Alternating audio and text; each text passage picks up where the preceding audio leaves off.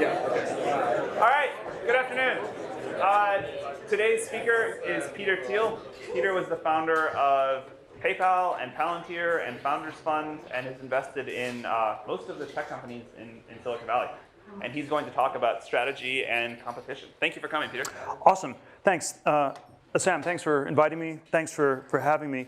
I sort of have a single idée fixe that I'm completely obsessed with on the business side, which is that if you're starting a company, if you're the founder, entrepreneur starting a company, you always want to aim for monopoly, and you want to always avoid competition. And so, hence, competition is for losers. Something we'll be talking about today. I'd like to start by saying something about the basic idea of when you start one of these companies, how you go about creating value. And there's this question: what makes a business valuable? And I want to suggest that there's basically a very simple formula that you have a valuable company if two things are true. Number one, that it creates X dollars of value for the world, and number two, that you capture Y% of X. And the critical thing that I think people always miss in this sort of analysis is that X and Y are completely independent variables. And so X can be very big, Y can be very small, X can be of intermediate size, and if Y is reasonably big, you can still get a very big business. So to create a valuable company, you have to basically both create something of value and capture some fraction of the value of what you've created. And sort of just to illustrate this as a contrast, if you sort of compare the US airline industry with a company like Google on search, if you sort of measure by the size of these industries, you could say that airlines are still more important than search. If you just measure it, say, by revenues, it was 195 billion in domestic revenues in 2012. Google had just north of 50 billion, and certainly, sort of on some intuitive level, if you were given a choice and said, well, do you want to get rid of all air travel, or do you want to get rid of your ability to use search engines? The intuition would be that air travel is something that's more important than search. And this is, of course, just the domestic numbers. If you looked at this globally, airlines are much, much bigger than search or than Google is. But the profit margins are quite a bit less. They were marginally profitable in 2012. I think the entire 100-year history of the airline industry, the cumulative profits in the US have been approximately zero. Companies make money, they episodically go bankrupt, they get recapitalized, and you sort of cycle and repeat. And this is reflected in the combined market capitalization of the airline industries, maybe something of the US airline industry, something like a quarter that of Google. So you have a search engine much, much smaller than air travel, but much more valuable. And I think this reflects these very different valuations on X and Y. So, if we look at perfect competition, there's some pros and cons to the world of perfect competition. On a high level, it's always, this is what you study in Econ 1. It's easy to model, which I think is why econ professors like talking about perfect competition. It somehow is efficient, especially in a world where things are static, because you have all the consumer surplus gets captured by everybody. And politically, it's what we're told is good in our society, that you want to have competition, and this is somehow a good thing. Of course, there are a lot of negatives. It's generally not that good if you're involved in anything that's hyper competitive, because you often don't make money. I'll come back to this a little bit later. So I think at one end of the spectrum, you have industries that are perfectly competitive, and at the other end of the spectrum, you have things that I would say are monopolies, and they're much stable, longer-term businesses. You have more capital, and if you get a creative monopoly for inventing something new, I think it's symptomatic of having created something really valuable. And so I do think this, the extreme binary view of the world I always articulate is that there are exactly two kinds of businesses in this world. There are businesses that are perfectly competitive, and there are businesses that are monopolies.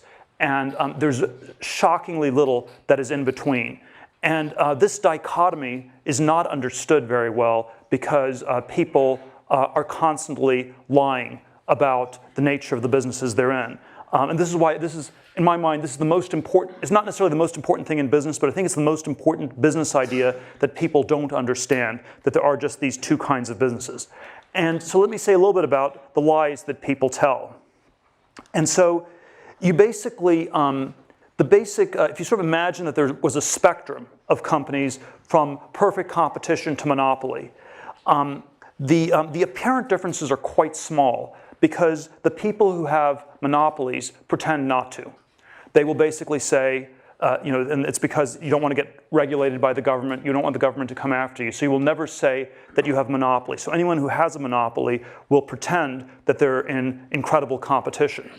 And on the other end of the spectrum, if you are incredibly competitive, and if you're in some sort of business where you will never make any money, you'll be tempted to tell a lie that goes in the other direction, where you will say that you're doing something unique that is somehow less competitive than it looks, because you will want to differentiate, you want to try to attract capital or something like that. So if the monopolists pretend not to have monopolies, the non-monopolists pretend to have monopolies, the apparent difference is very small, whereas the real difference, I would submit, is actually quite big. And so there's this distortion that happens because of the lies people tell about their businesses, and the lies are sort of in these opposite directions. Let me drill a little bit down further on the way these lies work.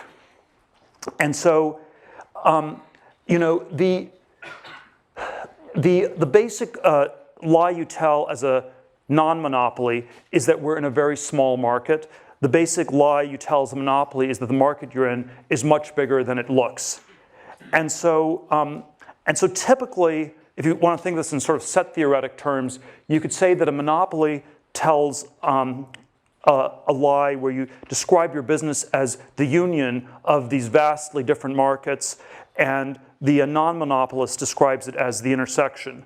So that, in effect, if you're a non-monopolist, you will rhetorically describe your market as super small. You're the only person in that market. If you have monopoly, you will describe it as super big, and there's lots of competition in it. So some examples of how this works in practice. So I always use restaurants as the example of a terrible business. And this is always, sort of my idea is that, capitalism and competition are antonyms. Capital is someone who accumulates capital. A world of perfect competition is a world where all the capital gets competed away. So you're opening a restaurant business. No one wants to invest because you just lose money. So you have to tell some idiosyncratic narrative, and you will say something like, well, we're the only British food restaurant in Palo Alto. So it's British, Palo Alto, and of course that's too small a market because people may be able to drive all the way to Mountain View or even Menlo Park. And there probably are no people who eat nothing but British food, at least no people who are still alive. And so that is, that's a sort of a fictitiously narrow market.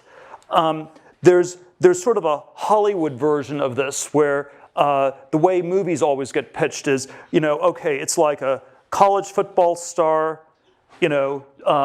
joins an elite group of hackers to catch the shark that killed his friend. Sorry. And so now that is a movie that has not yet been made. But the question is that the right category, or is the correct category, it's just another movie? In which case, there are lots of those. It's super competitive, incredibly hard to make money. No one ever makes money in Hollywood doing movies. It's really, really hard.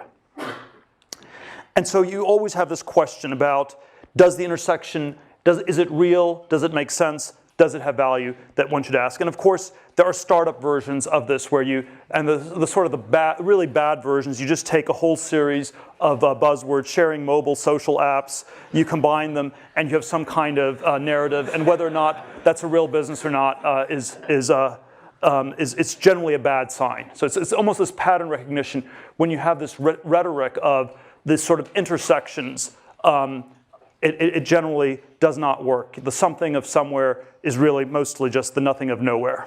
And it's like the Stanford of North Dakota. One of a kind, but it's not Stanford.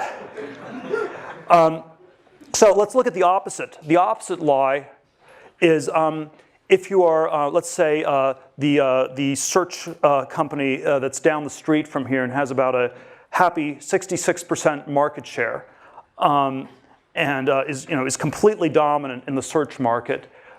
Google has not almost never describes itself as a search engine these days, and instead it describes itself in all these different ways. So it sometimes says it's an advertising company.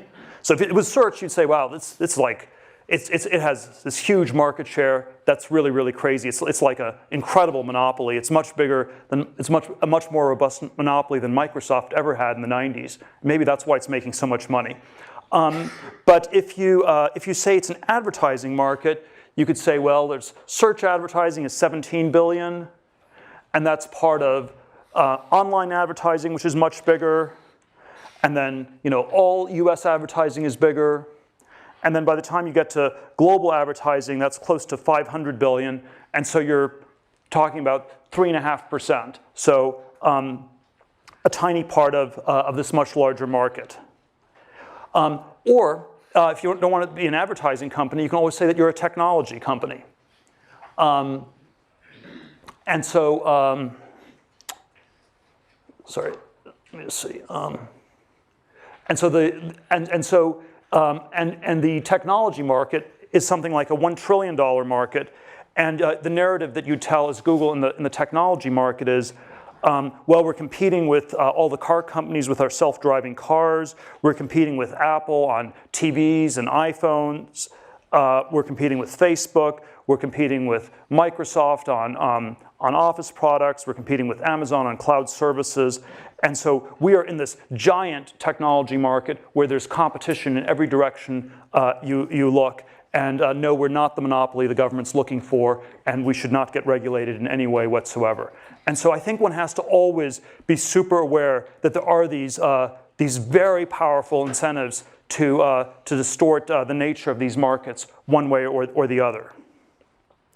So the evidence of narrow markets in the tech industry is if you basically just if you look at sort of some of the big tech companies, Apple, Google, Microsoft, Amazon, they've just been building up cash for year after year, and you have these incredibly high profit margins. And I would say that one of the reasons the tech industry in the U.S. has been so successful financially is because it's prone to creating all these monopoly-like businesses, and and it's reflected by the fact that these companies just accumulate so much cash they don't even know what to do with it beyond a certain point. And so let me say a few things about how to build a monopoly. And I think one of the sort of very counterintuitive ideas that comes out of this monopoly thread is that you want to go after small markets. If you're a startup, you want to get to monopoly. You're starting a new company, you want to get to monopoly. Monopoly is you have a large share of a market. How do you get to a large share of a market? You start with a really small market and you take over that whole market, and then over time you find ways to expand that market in concentric circles. And the thing that's always a big mistake is going after a giant market on day one, because that's typically evidence that you somehow haven't defined the categories correctly, and it normally means that there's going to be too much competition in one way or another. And so I think almost all the successful companies in Silicon Valley had some model of starting with small markets and expanding. And if you take Amazon, you start with just a bookstore. We have all the books in the world, so it's a better bookstore than anybody else has in the world when it starts in the 90s. It's online. There's things you can do you can't do before, and then you gradually expand into all sorts of different forms of e-commerce and other things beyond that. eBay. You start with Pez dispensers, you move on to Beanie Babies, and eventually it's all these different auctions for all these sorts of different goods. And what's very counterintuitive about many of these companies is they often start with markets that are so small that people don't think that they're valuable at all when you get started. The PayPal version of this was we started with power sellers on eBay, which was about 20,000 people. When we first saw this happening in December of '99, January 2000, right after we launched, there was a sense that these were all, it was such a small market, it was terrible, we thought these were terrible customers to have, it's just people selling junk on the internet, why in the world do we want to be going after this market? But there was a way to get a product that was much better for everybody in that market. You could, and we got to something like 25, 30% market penetration in 2 or 3 months, and you got some lock-in, you got brand recognition, and you're able to build the business from there. So I always think these very small markets are quite underrated. The Facebook version of this I always give is that the initial market at Facebook was 10,000 people at Harvard. It went from 0 to 60% market share in 10 days. That was a very auspicious start. The way this gets analyzed in business schools is always, that's ridiculous, it's such a small market, it can't have any value at all. And so I think the business school analysis of Facebook early on, or of PayPal early on, or of eBay early on, is that the markets were perhaps so small as to have almost no value. And they would have had little value had they stayed small, but it turned out there were ways to then grow them concentrically, and that's what made them so valuable. Now I think the opposite version of this is always where you have super big markets, and there's so many different things that went wrong with all the clean tech companies in the last decade, but one theme that ran through almost all of them was they all started with massive markets. And every clean tech PowerPoint presentation that one saw in the years 2005 to 2008, which was sort of the clean tech bubble in Silicon Valley, started with, we're in the energy market, we're in a market that's measured in hundreds of billions or trillions of dollars.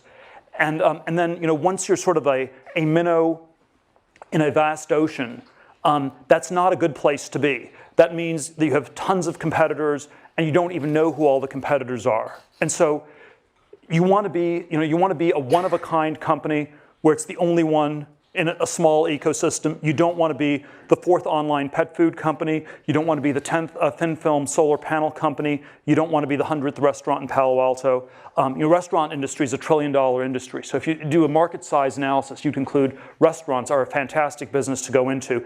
And it's often large markets, large existing markets typically mean that you have tons of competition, very, very hard to differentiate. So the first very counterintuitive idea is to go after small markets, often markets that are so small people don't even notice them, they don't think that they make sense.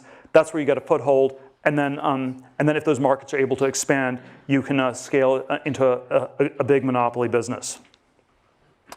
A second there's sort of several different characteristics of these monopoly businesses that I like to focus on, and there's probably no sort of single formula to it. And I always think that in technology, there's always a sense that the history of technology is such that every moment happens only once. And so the next Mark Zuckerberg won't build a social network. The next Larry Page won't be building a search engine. The next Bill Gates won't be building an operating system.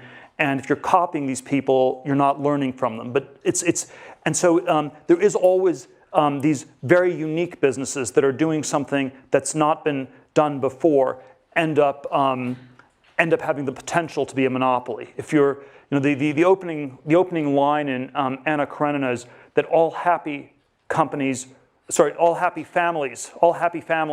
are alike. All unhappy families are unhappy in their own special way. And the opposite is true in business, where I think all happy companies are different because they're doing something very unique. All unhappy companies are alike because they fail to escape the essential sameness that is competition. And so one sort of characteristic of a monopoly technology company is some sort of proprietary technology. My sort of crazy, somewhat arbitrary rule of thumb is you want to have a technology that's an order of magnitude better than the next best thing. So Amazon had over 10 times as many books. I mean, it's maybe not that high tech, but you figure out a way to sell 10 times as many books in an efficient online way. PayPal, the alternative for PayPal was using checks to send money on eBay. Took 7 to 10 days to clear. PayPal could do it more than 10 times as fast. So you want to have some sort of very powerful improvement in some in some order, maybe an order of magnitude improvement on some key dimension. Of course, if you actually come with something totally new, it's just like an infinite improvement. So I would say the iPhone was the first smartphone that worked, and so that's like maybe not infinite, but it's sort of definitely an order of magnitude or more of an improvement. So I think the technology is designed to give you a massive delta over the next best thing. I think there often are network effects that can kick in that really help. The thing that's very and these lead to monopolies over time. The thing that's very tricky about network effects is they're often very hard to get started. And so even though everyone understands how valuable they are, there's always this incredibly tricky question: why is it valuable to the first person who's doing something? Economies of scale. If you have something with very high fixed costs, very low marginal costs, that's typically a monopoly-like business. And then there's this thing of branding, which is sort of like just this idea that gets lodged in people's brains. I never quite understand how branding works, so I never invest in companies where it's just about branding. But it is, I think, a real phenomenon that creates real value. I think one of the things, I'm going to come back to this a little bit towards the end, but one of the things that's very striking is that software businesses are often, for some reason, very good at some of these things. They're especially good at the economies of scale part because the marginal cost of software is zero. And so if you get something that works in software, it's often significantly better than the existing solution. And then you have these tremendous economies of scale, and you can scale fairly quickly. So even if the market starts small, you can grow your business quickly enough to stay at the same size as the growing market and maintain the sort of monopoly power. Now, the critical thing about these monopolies is it's not enough to have a monopoly for just a moment. The critical thing is to have one that lasts over time. And so, in Silicon Valley, there's always this sort of idea that you want to be the first mover. And I always think it's in some ways, the better framing is you want to be the last mover. You want to be the last company in a category. Those are the ones that are really valuable. Microsoft was the last operating system, at least for many decades. Google is the last search engine. Facebook will be valuable if it turns out to be the last social networking site. And one way to think of this last mover value is this idea that most of the value in these companies exists far in the future. If you do sort of a discounted cash flow analysis of a business, you have sort of all these profit streams, you have a growth rate, the growth rate's much higher than the discount rate, and so most of the value exists far in the future. I did this exercise at PayPal in March of 2001. We had been in business for about 27 months, and we sort of had, the growth rate was 100% a year. We were discounting future cash flows by about 30%, and it turned out that about 3/4 of the value of the business as of 2001 came from cash flows in years 2011 and beyond.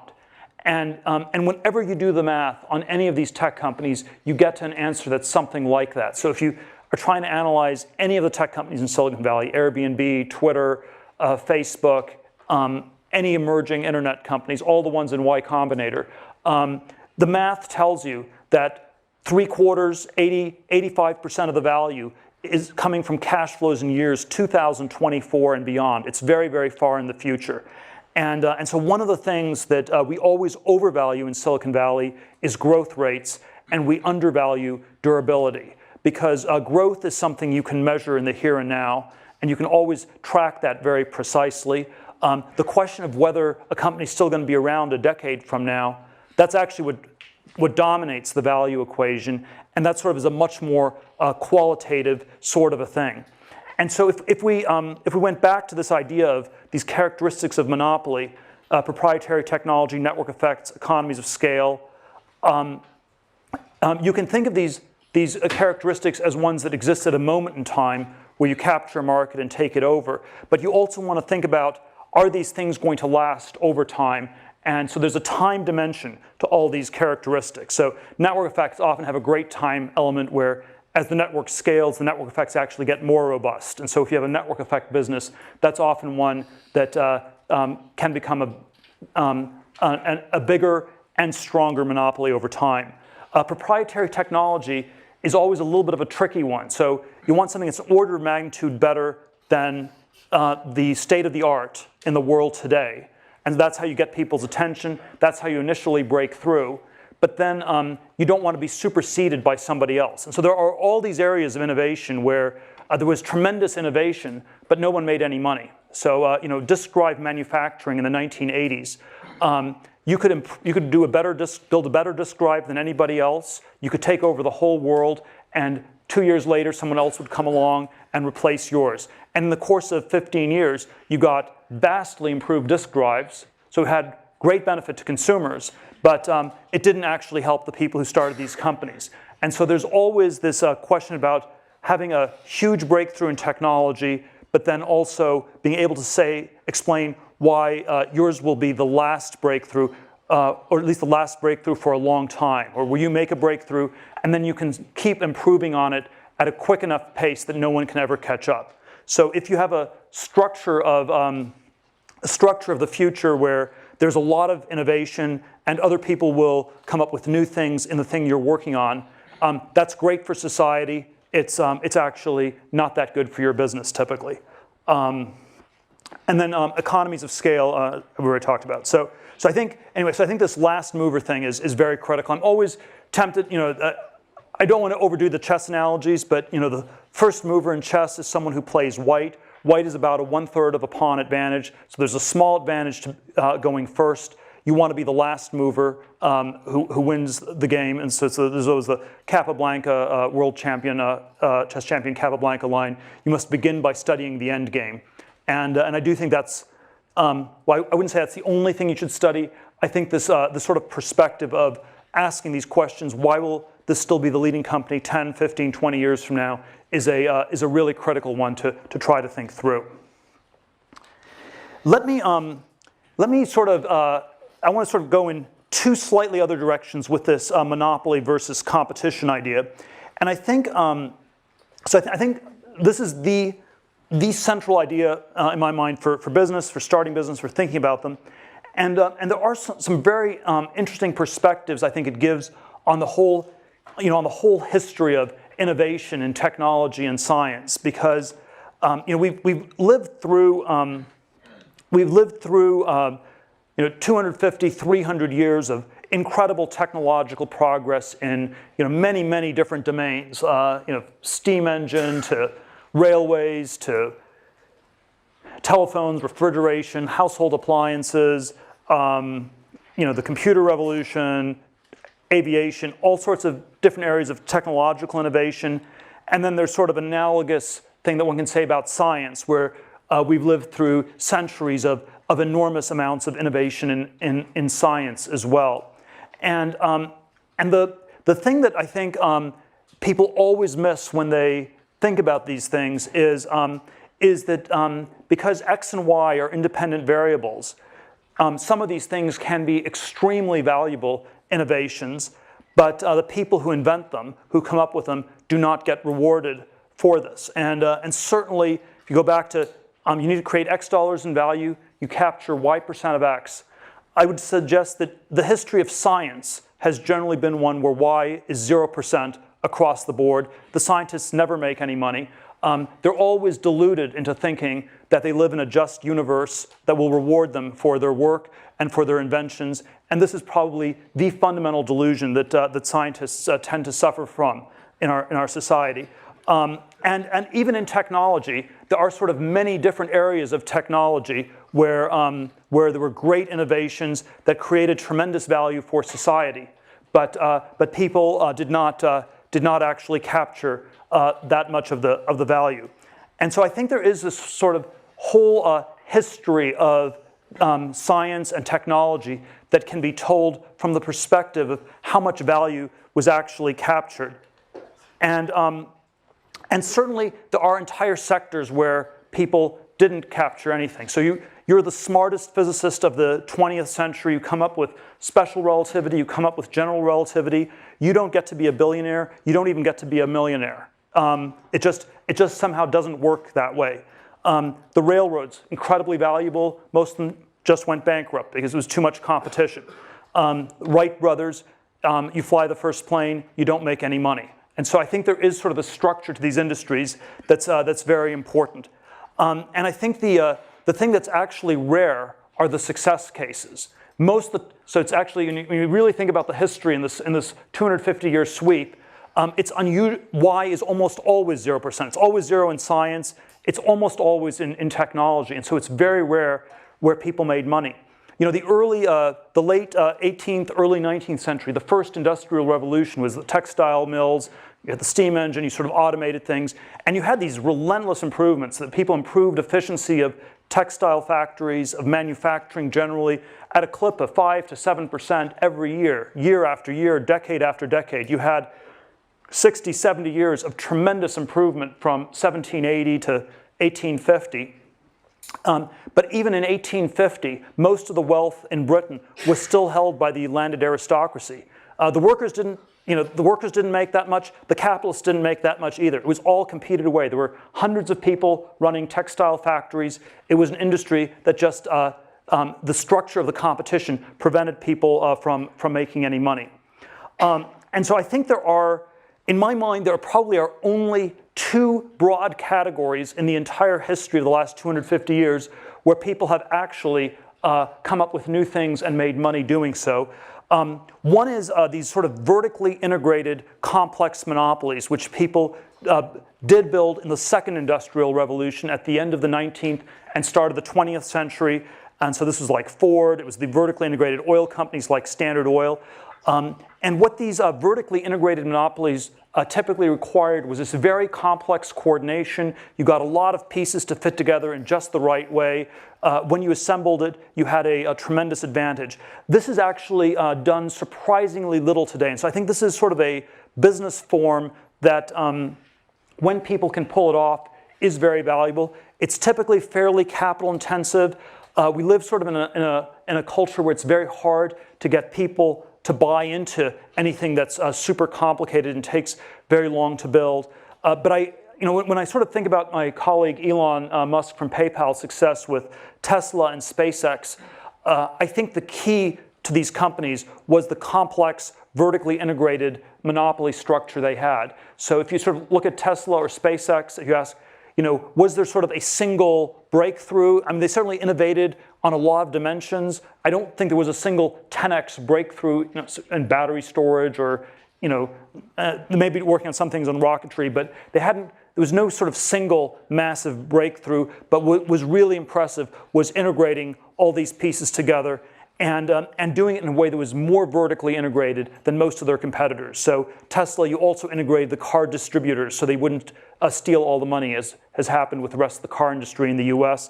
Or SpaceX, you basically pulled in all the subcontractors where most of the large aerospace companies have single source subcontractors that are able to sort of charge monopoly profits and make it very hard for the integrated aerospace companies to make money.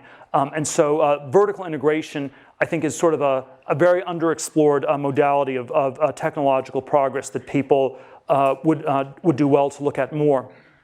And then I think there is something about software itself that's very, very powerful.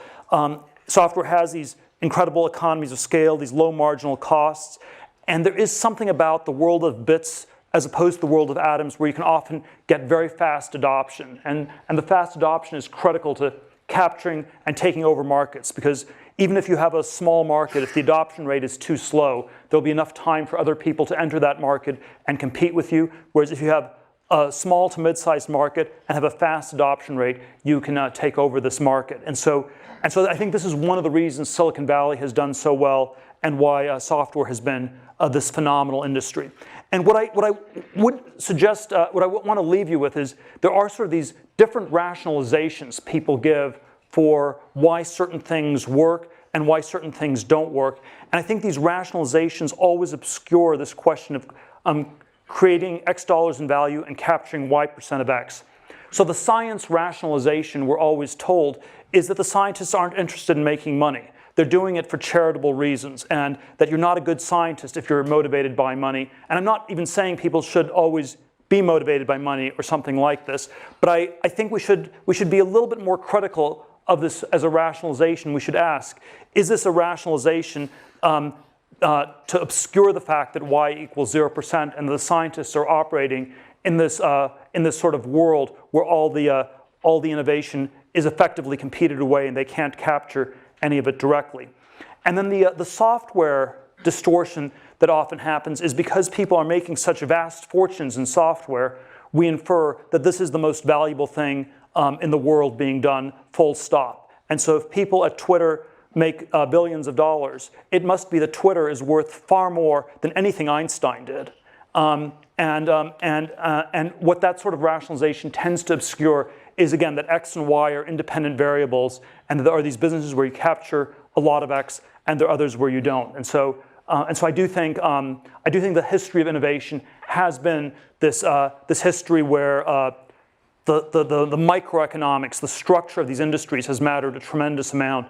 And when and there is sort of this story where some people have made vast fortunes because they were in industries with the right structure, and other people made nothing at all because they were in these sort of very competitive things. And we shouldn't just rationalize that way. I think it's worth understanding this better.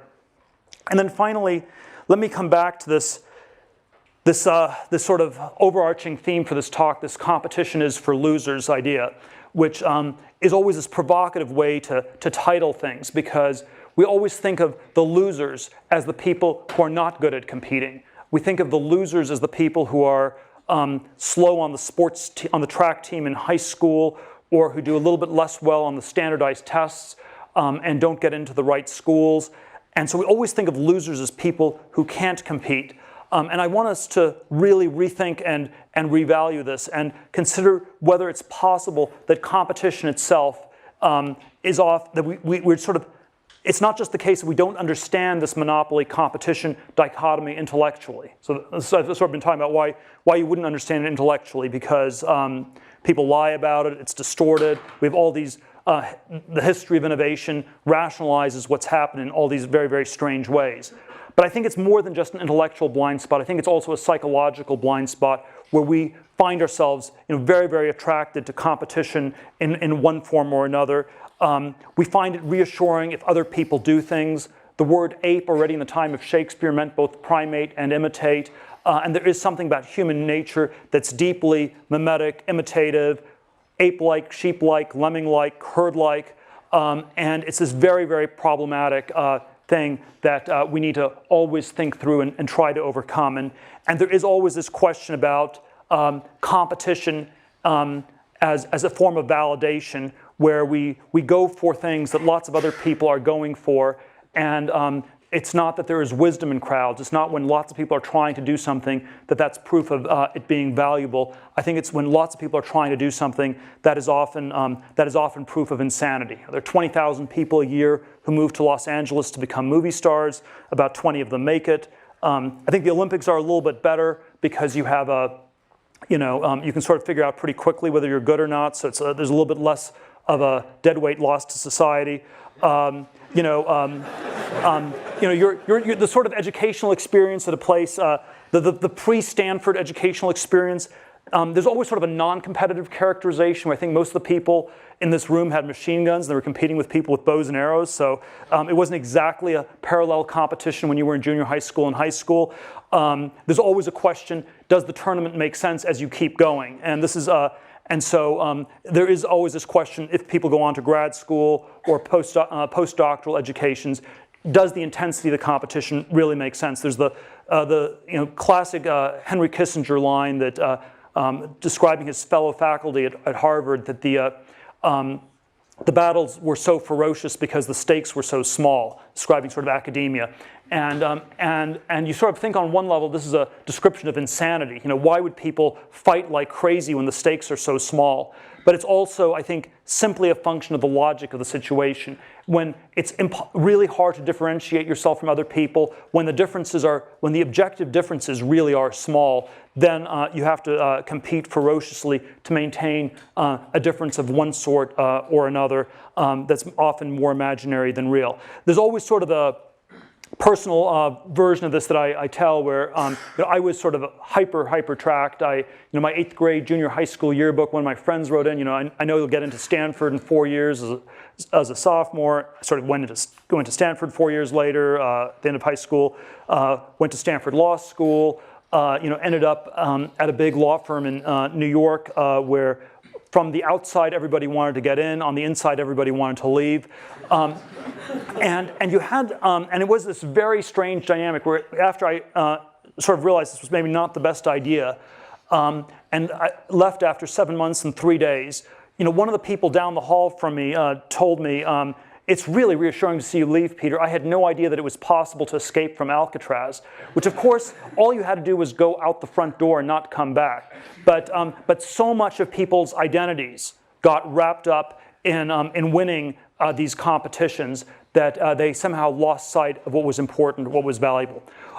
Competition does make you better at whatever it is that you're competing on. Because when you're competing, you're comparing yourself with the people around you. You're figuring out, how do I beat the people next to me? How do I do somewhat better at whatever it is they're doing? And you will get better at that thing. I'm not questioning that. I'm not denying that. But it often comes at this tremendous price that you stop asking some bigger questions about what's truly important and truly valuable. And so I would say that don't always go through the tiny little door that everyone's trying to rush through. Maybe go around the corner and go through the vast gate that no one's taking. Thank you very much. I guess we have time for, do you want to take a few questions? Or? Sorry? Oh, yeah. People want to take a few questions. We have a few minutes' time. Yeah, go ahead. Since, as you mentioned earlier, often monopolies and perfect competition often look similar because of the narratives people tell or the narratives we tell ourselves. Do you have any ways to easily determine the difference when you're looking at an idea or evaluating your own idea? Well, I'd say the question I always try to focus on is, what is the actual market? So not what's the narrative of the market, because you can always tell a fictional story about a market that's much bigger or much smaller, but what is the real objective market? So it's always, you always try to figure it out, and you realize people have incentives to powerfully distort these things. Yeah? So which of the aspects of monopolies that you mentioned would you say that software companies like Google excel at? Well, they have network effects with the ad network. They had proprietary technology that gave them the initial lead because they had the PageRank algorithm, which was sort of an order of magnitude better than any other search engine. You have economies of scale because of the need to store all these different sites, and at this point you have brands. So Google has all four. Maybe the proprietary technology is somewhat weaker at this point, but definitely it had all four, and maybe 3.5 out of 4 now. Yeah. How does this apply to Palantir? And second, what's with like? The second is what? What's with the iPhone headphone? Oh, there's sort of a set of companies that are doing different copycat payment systems on mobile phones. There's Square, there's PayPal. They just have sort of different shapes. That's how they differentiate themselves. One is a triangle, one is a square, and so maybe at some point the apes will run out of shapes or something like that. But I think. Palantir, we started with focus on the intelligence community, which is small sub-market. You had a proprietary technology that used a very, very different approach, where it was focused on the human computer synthesis rather than the substitution, which I think is the dominant paradigm. So there's a whole set of things I would say on the market approach and the proprietary technology. Yes. We have design thinking methodology and lean startup thinking. which is used to mitigate risk by not creating things that people don't want. But how do young innovators have inspiration to create complex systems that last through time? Can you repeat the question? Yeah, so the question is, what do I think about lean startups, iterative thinking where you get feedback from people versus complexity that may not work? So I am personally quite skeptical of all the lean startup methodology. I think the really great companies did something with sort of somewhat more of a quantum improvement that really differentiated them from everybody else. They typically did not do massive, customer surveys. The people who ran these companies, sometimes not always, suffered from mild forms of Asperger's, so they were not actually that influenced, not that easily deterred by what other people thought or told them to do. So I do think we're way too focused on iteration as a modality and not enough on trying to have a virtual ESP link with the public and figuring it out ourselves.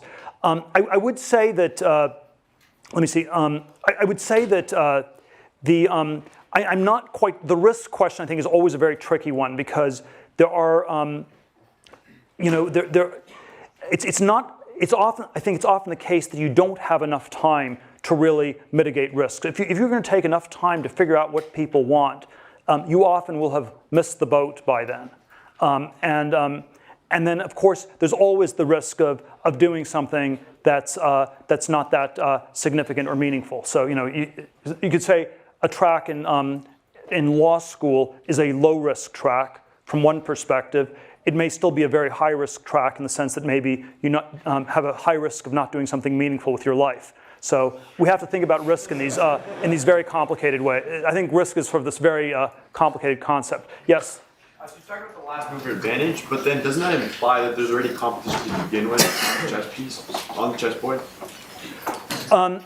Yeah, so there's always this terminology thing. So I would say that there are categories in which people sort of are bundled together. I would say the monopoly businesses were, in effect, they really were a big first mover in some sense. You could say Google was not the first search engine. There were other search engines before, but on one dimension, they were dramatically better than everybody else. So they were the first one with PageRank, with sort of an automated approach.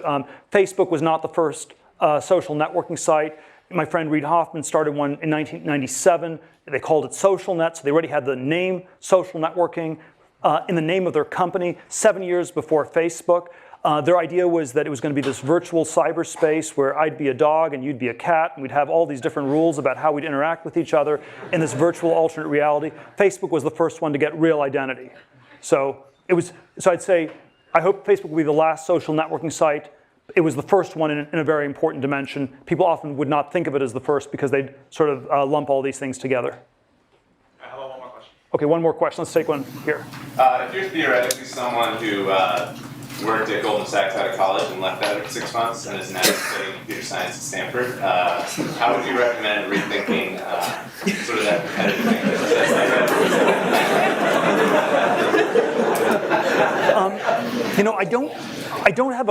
I don't have a great. I'm not great at the psychotherapy stuff, so I don't quite know how to solve this.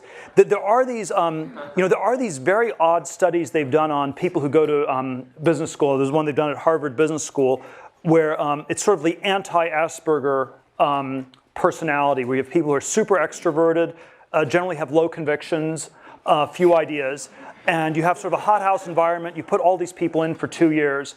And at the end of it, they systematically end up, the largest cohort systematically ends up doing the wrong thing. They try to catch the last wave. In 1989, everyone at Harvard tried to work for Mike Milken. It was 1 or 2 years before he went to jail for all the junk bond stuff.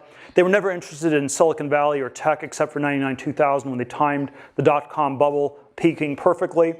They did, and then 05 to 07 was housing, private equity, stuff like this. So I do think this tendency for us to see competition as validation is very deep. I don't think there's any sort of easy psychological formula to avoid it. So I don't quite know how to what sort of therapy to recommend. But my first starting point, which is only like it's maybe 10% of the way, is to never underestimate how big a problem it is. We always think this is something that afflicts other people. So it's easy for me to point to people in business schools or people at Harvard or people on Wall Street. I think it actually does afflict all of us to a very profound degree. We always think of advertising as things that work on other people. Who are all these stupid people who fall for all those ads on TV? They obviously work to some extent, and they work to a disturbing extent on all of us, and it's something we all should work to overcome. Thank you very much.